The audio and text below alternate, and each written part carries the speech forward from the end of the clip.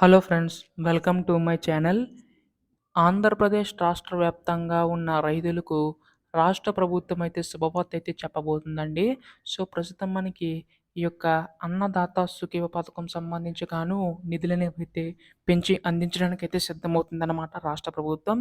అయితే ఈ యొక్క నిధులకు సంబంధించి ఎప్పుడు అందించబోతుందని చెప్పేసి కూడా చాలామందికైతే సందేశం అయితే ఉందండి. ఈ యొక్క 20,000 సంబంధించి అయితే ఎప్పుడు అందించబోతుందని చెప్పేసి ఈ వీడియోలో పూర్తి సమాచారం తెలుసుకోవడానికి అయితే ప్రయత్నిద్దాం.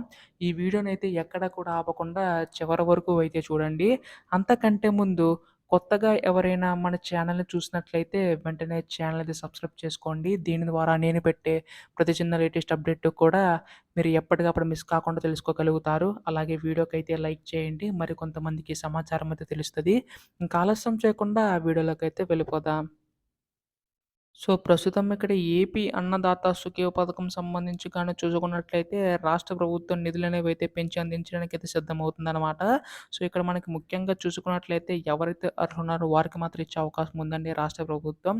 అయితే మనకి ఈ యొక్క 20,000 సంబంధించి చూసుకున్నట్లయితే రాష్ట్ర ప్రభుత్వం అయితే శుభవార్త అయితే చెప్పబోతుందనమాట. ఈ యొక్క 20,000 సంబంధించి రాష్ట్ర ప్రభుత్వం తొలి విడత కింద మనకి ఈ యొక్క నిధులనేవైతే విడుదల చేయబోతుందనమాట. అయితే ఈ 20,000 14,000 ఏమో రాష్ట్ర ప్రభుత్వం తరపున, రూ. 6,000 కేంద్ర ప్రభుత్వం తరపున. సో, దీన్ని బట్టి చూసుకుంటే మనకి ఇప్పటికే కేంద్ర ప్రభుత్వం మనకి 19 విడతల కింద నిధులనేవైతే విడుదల చేసుకుంటూ రావడం అయితే జరిగింది కదా! సో, మనకి ఈ యొక్క రూ. 6,000 సంబంధించి 3 విడతలు విడుదల చేస్తుంది కదండీ! 20వ విడత కింద మనకు త్వరలోనే జమ చేయబోతుందనమాట. అయితే మనకి రాష్ట్ర ప్రభుత్వం మాత్రం 14,000 సంబంధించి మొదటి విడత కింద ఎప్పుడు విడుదల చేస్తుందని చెప్పేసి చాలామంది రైతులైతే మనకి ఎదురు చూస్తున్నారు. సో, ప్రస్తుతం వారందరికీ కూడా రాష్ట్ర ప్రభుత్వం గుడ్ న్యూస్ చెప్పడం అయితే జరిగిందనమాట. తొలి విడత కింద మనకు నిధులనేవైతే విడుదల చేయబోతుందనమాట. భూమి కలిగిన వారితో పాటు కౌలు రైతులు ఎవరైతే ఉంటారో వారికి కూడా ఈ యొక్క నగదైతే జమ చేయబోతుందండి. అందుకు ఈ కేవైసీ తప్పనిసరిగా చేయించుకోవాలని కూడా రాష్ట్ర ప్రభుత్వం సూచించడం అయితే జరిగిందనమాట. సో, ప్రస్తుతం దీనికి సంబంధించి మనకి రేపు ఎల్లుండిలోగా అప్డేట్ ఇచ్చే అవకాశం ఉందండి.